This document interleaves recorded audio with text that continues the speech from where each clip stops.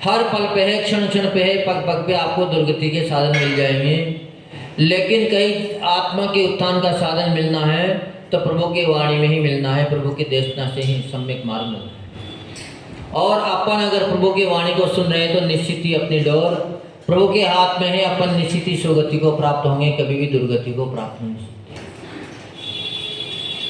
अपन प्रतिदिन 12 भावनाओं के माध्यम से अपने जीवन का कल्याण के उत्थान के सूत्र समझ रहा था। आश्रव तत्व को कि जीवन में जब तक आश्रव आता रहेगा, जब तक नाव में पानी आता रहेगा, तब तक नाव कभी भी सुरक्षित नहीं रह सकती, नाव डूबेगी ही डूबेगी।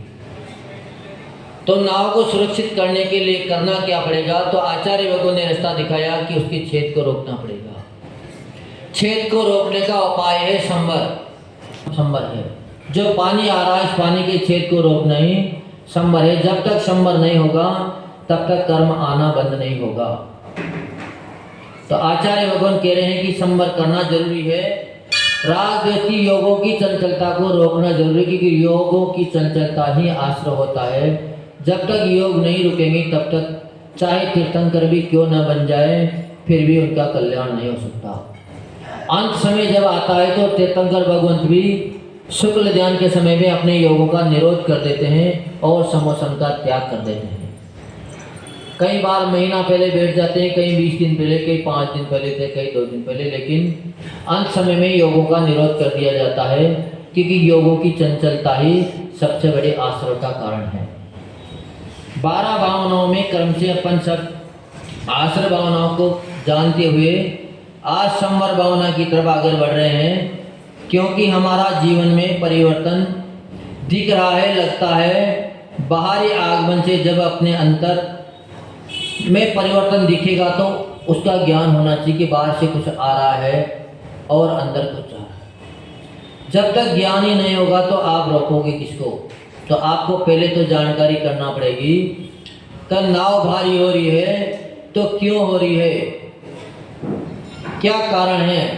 जब कारण ही मालूम नहीं होगा तो बात बनेगी नहीं। तो आपके जीवन में अगर विकलता आ रही है, विकल आ रहे हैं, बार बार विचार आ रहे हैं, मन चिंतित है तो क्यों है, उसका कारण जानना पड़ेगा। बुखार आया है तो क्यों आया है? केवल मात्र दवा खाने से आपका बुखार नहीं मिट सकता। आप एक नहीं पूरे दिन दवाई खाते रहो फिर भी आपकी बीमारी खत्म नहीं हो सकती। पहले बीमारी का कारण जानना पड़ेगा कि बीमारी हुई क्यों है। बीमारी होने का कारण जैसे ही आपको जानकारी होगी, आपको ज़्यादा पैसे खर्च करने की जरूरत नहीं पड़ेगी। एक छोटी सी दवा भी आपकी बीमारी को मेट देगी। लेकिन अगर कारण ही जानकारी नहीं है, पानी रस रहा है टंकी से लेकिन पता नहीं कि कौन सी जगह से रिस रहा है, और आप टंकी पे कितना भी सीमेंट लगाते जाओ, क्या पानी रुक जाएगा? मालूम करना पड़ेगा कि निकल कहाँ से रहा है। जैसे ही आपको मालूम होगा तो निश्चित ही आपका कारण क्या है, आपकी आत्मा मलिन क्यों हो रही है, इस बात को आपको जानना पड़ेगा कि ऐसे कौन से कारण से अपने अंदर विकलता आ रही है, कौन सा कारण है जो अपने को दुखी कर रही है। तो आश्रय ही दुख का कारण है, क्योंकि अपन ने अशुभ कर्मों को स्थान दे दिया। व्यक्ति सोचे कि शुभ और अशुभ दोनों ही कर्म वैसे तो दुखदायी हैं, लेकिन आप जब तक संसार में हो तब तक शुद्धोपयोग में आप पहुंच नहीं सकते, क्योंकि शुद्धोपयोग तो मुनियों को भी बड़ी मुश्किल से होता है। इस पंचम काल में 7वें गुणस्थान पे पहुंचोगे तब जाके शुद्धोपयोग में पहुंच पाओगे। लेकिन फिर भी साधुओं के लिए कहते हैं कि वो किंचित मात्र ही जाते हैं, लेकिन निश्चित ही 7वें गुणस्थान पे वो पहुंच जाते हैं, उनका शुद्धोपयोग बन जाता है। पर गृहस्थ अवस्था में शुद्धोपयोग का बनना बड़ा मुश्किल काम है, बन ही नहीं पाएगा। तो फिर अपन कम से कम सुख में तो चले जाएं, सुख का तो अपन आश्रय ले ही सकते हैं। अगर आपने सुख को भी छोड़ दिया तो फिर आप कहाँ चले जाओगे? तो अपने को जानकारी पूरी होनी चाहिए, क्योंकि जिंदगी बड़ी उलझी हुई है। जिंदगी एक मकड़ के जाल की तरह उलझी हुई है। मकड़ के जाल में जैसे मकड़ी को कोई रास्ता नहीं मिलता है, वो वहीं उलझ कर रह जाती है और वहीं अपना प्राण दे देती है। जितना जितना प्रयास करोगे निकलने का, आप उतने ही नीचे अंदर घुसते चले जाओगे। आपको उससे निकालने के लिए दूसरा व्यक्ति चाहिए जो बाहर खड़ा है, बाहर आपको सहायता दे सकता है। एक दिन हमने दृष्टांत बताया था एक हाथियों का समूह का।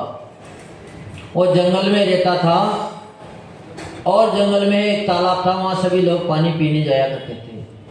पर 2-3-4 दिन से उस तालाब की तरफ न गए तो पानी गर्मी का मौसम के कारण थोड़ा सूखा हुआ गया, कीचड़ हो गया। पर बूढ़ा हाथी था, वो थोड़ा सा पीछे रह गया और पासी के तालाब में अपन पानी ले लेते हैं, वो पासी के तालाब में चला गया। पानी अंदर बीच में था, बाहर कीचड़ था, अंदर चला गया तो उसमें कीचड़ में उलझ गया।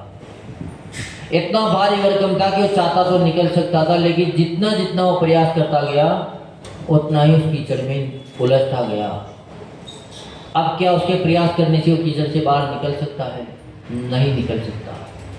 ऐसे ही आप सभी लोग प्रयास भी करते हो, ऐसा भी नहीं कि गृहस्थी से निकलने का प्रयास नहीं करते हो, दुख से निकलने का प्रयास नहीं करते हो, लेकिन आपका प्रयास कमज़ोर है तो आपको वो निकलने नहीं देता है, क्योंकि आपके अंदर मोह का पर्दा विशेष पड़ा है। और जहाँ तक मोह पर चोट नहीं लगेगी तब तक आपका कुछ होने वाला नहीं है। मात्र बाहरी चोट से व्यक्ति के अंदर सुधार नहीं आ सकता।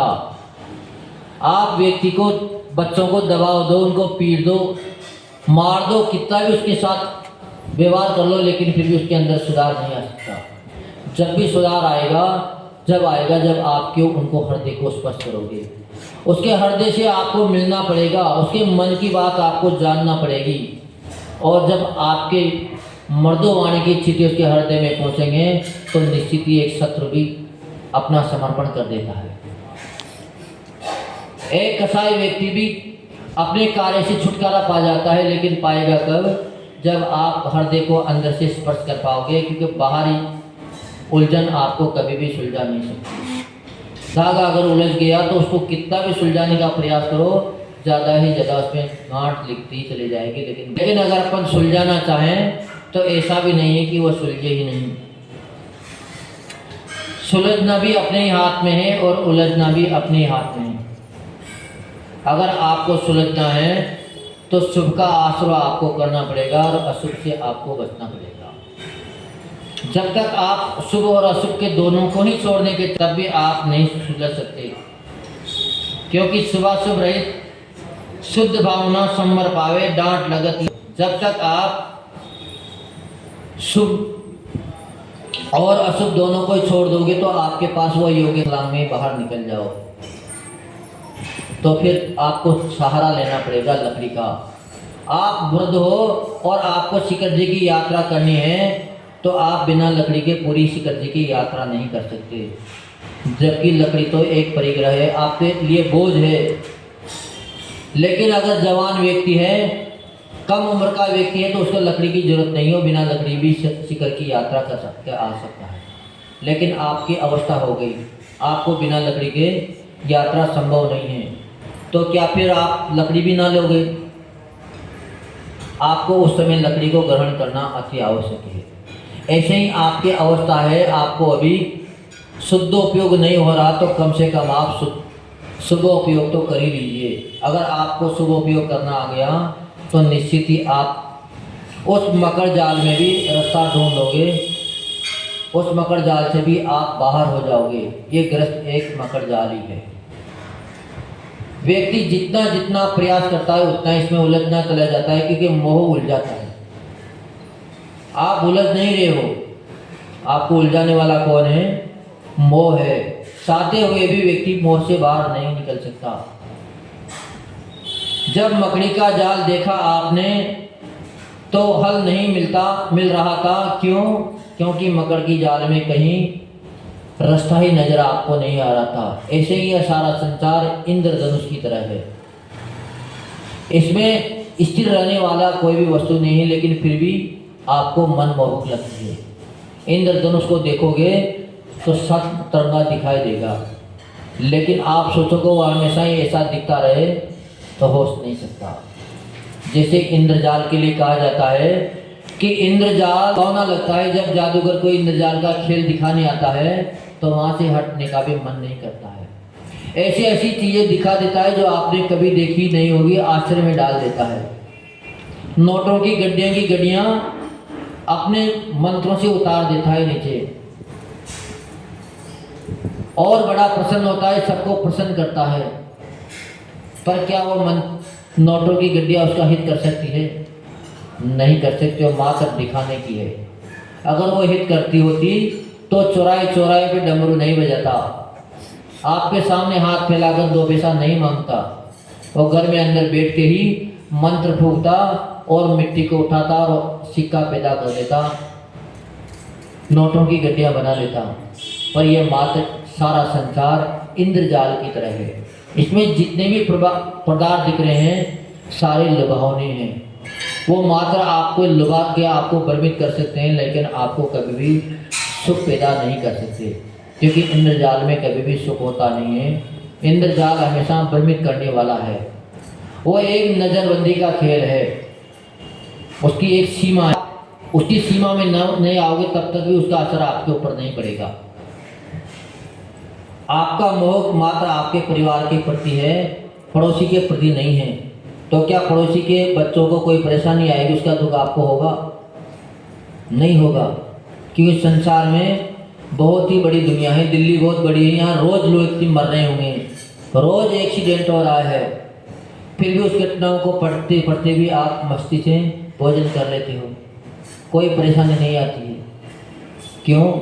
क्योंकि आपका उनके प्रति कोई मोह नहीं है, कोई संवेदनशीलता नहीं है। और अगर उससे आपका लगाव होता तो आपकी चाय का प्याला हाथ से नीचे छूट जाता, पर छूट नहीं रहा। इसका कारण है कि उनके प्रति तुम्हारा कोई संवेदनशील व्यवहार नहीं है, उनसे कोई मोह नहीं है। तो इसीलिए निश्चित ही ताले को तोड़ना पड़ेगा। आखिर में बात यही बताइए कि अहिंसा ही परमो धर्म है। जीवों की सहायता करना ही कल्याण का मार्ग है। रात्रि भोजन करना ही का त्याग करना ही धर्म है। किसी भी मस्जिद में नहीं बताते हैं, जबकि सब में लिखा है। महाभारत के पर्व में भी लिखा है कि जमी कंद को खाना महापाप है। रात्रि भोजन करने वाला सीधा सीधा नरक की यात्रा करेगा, जमी कंद खाने वाला करेगा। अब ये केवल आपको ही क्यों बताई जा रही है, वहाँ क्यों नहीं बताई जा रही, जबकि उनको भी पता है। कुरान में भी लिखा है कि मांस का भक्षण करना नरक निगोद की यात्रा का कारण है, दुख का कारण है। फिर भी कर रहे हो, क्यों कर रहे हैं?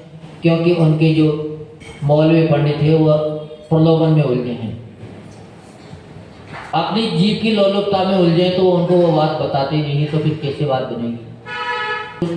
जन्म से ही प्रावधान रखा है कि एक चींटी को मारना भी पाप है। मारना तो दूर की बात है, किसी के परिणामों को संश्लेषित करना भी पाप है। किसी के धन को चोरना भी हिंसा है, जबकि धन को चोरने में हिंसा कैसे हो सकती है? हाँ, पर धन को आचार्य भगवंतों ने जीवन का मनुष्य का 10वां प्राण कहा है। क्या कहा है? धन को 10वां प्राण कहा है। अगर आप रास्ते से जा रहे हो, किसी ने आपको रोक लिया, आपके पास पैसे हैं, गहने आपके अपने पहन रखे हैं, तो आप अपना जीवन तो त्याग सकते हो, लड़के आपके प्राण तो खो दोगे, लेकिन आपको सच उसको नहीं दोगे, क्योंकि आपके प्राण उस धन में अटके हैं, उस पैसे में आपके प्राण हैं, तो आप कभी भी दे नहीं सकती। तो बड़ा मुश्किल काम है। लेकिन आचार्य भगवान यहाँ समझा रहे हैं कि रक्षा करो, बहुत अच्छी बात थी, करना भी चाहिए, लेकिन अंत समय आ जाए तो फिर कभी भी उसमें उलझना भी नहीं चाहिए, क्योंकि जान बची तो लाखों पाए, अगर तो फिर वह किस काम में आएगा? उसका भोग कौन करेगा? तो आपकी जान भी गई और पैसा भी गया। तो इस बात का अपने को ज्ञान होना चाहिए। संसार में हम थोड़े ही चला सकते हैं, संसार को कोई चला नहीं सकता। संसार में अपन सभी चल रहे हैं, लेकिन जिनको संसार में चलने की कला आ जाता है, पर जो संसार को चलाने का दावा ले लेता है वो निश्चित ही संसार में डूब जाता है। हम अगर चाहेंगे आपको सुधार दें तो कम ही आपको सुधार सकते हैं। हमारी बात के कहने से आप सुधर सकते हो, नहीं, क्योंकि भगवान तीर्थंकर नहीं सुधार पाए अपनों को। आचार्य भगवान तो हम क्या सुधार देंगे? हम तो उनकी सुनी सुनाई बात को आपको सुना रहे हैं। उनसे जो सुनी है वो सारी बातें मात्र आपको सुना रहे हैं, तो हमारे पास तो वो बात ही नहीं है। लेकिन कभी ये भी देखा जाता है कि व्यक्ति महापुरुष से जो नहीं समझ पाता है वह एक भिखारी से शिक्षा ले लेता है। जिसको पंडित विद्वान शिक्षा नहीं दे पाता उसको एक चांडाल शिक्षा दे देता है। पर होना चाहिए आचरण का प्रभाव। चांडाल ने राजा को झुका दिया। क्या चांडाल ने झुका दिया? चांडाल के पास देव झुक सकते हैं? देव की पूजा करने क्या देव पूजा करने आ सकते हैं? चांडाल की नहीं आ सकते। लेकिन उसके कर्तव्य ने, उसके आचरण ने, उसके नियम ने उनको झुका दिया। वो भी उनकी सेवा करने के लिए तत्पर हो गए।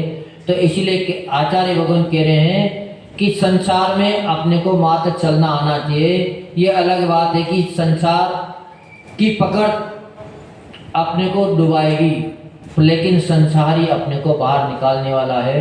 संसार ही अपने को रास्ता दिखाने वाला है। जहाँ उलझन है वहाँ सुलझन भी है, लेकिन सुलझने की आपको कला होनी चाहिए। आप अगर परिवार से सुलझना चाह रहे हो, परिवार से आप अगर ऊपर उठना चाह रहे हो तो ले जाइए। आपने अगर जिम्मेदारियां से पूर्ण हो गए, आपने जिम्मेदारियां संभला दी, तो फिर आपके ऊपर कोई भार ही नहीं रहेगा। आपको निकलने में ज़्यादा परेशानी नहीं होगी। क्योंकि जब तक तुमड़ी के ऊपर मिट्टी लगी रहेगी तभी तुमड़ी पानी में डूबेगी। लेकिन जैसे ही तुमड़ी की मिट्टी हटेगी तुमड़ी स्वतः ही ऊपर आ जाएगी। क्योंकि मनुष्य का स्वभाव हमेशा ऊर्ध्वगमन करना है। जीव हमेशा ऊर्ध्व के ऊपर जाता है, जीव कभी भी नीचे नहीं जाता है। लेकिन अपन ने इस जीव के लिए राग देश की मिट्टी से सना रखा है, राग देश की मिट्टी लगा रखी है। और जब तक राग देश की मिट्टी इसमें लगी रहेगी, मोह माया की मिट्टी इसमें लगी रहेगी, तभी तक यह ऊर्ध्वगमन नहीं कर सकती है। उस मिट्टी को अपने को हटाना पड़ेगा अगर ऊर्ध्वगमन करना है तो संवर अपने को यही सिखा रहा है कि अगर आपको नाव से बाहर जाना है, समुद्र को पार करना है, तो निश्चित में जो नाव में जो छेद है उस छेद को आप मेट दो, आप निश्चित ही समुद्र से पार हो जाओगे।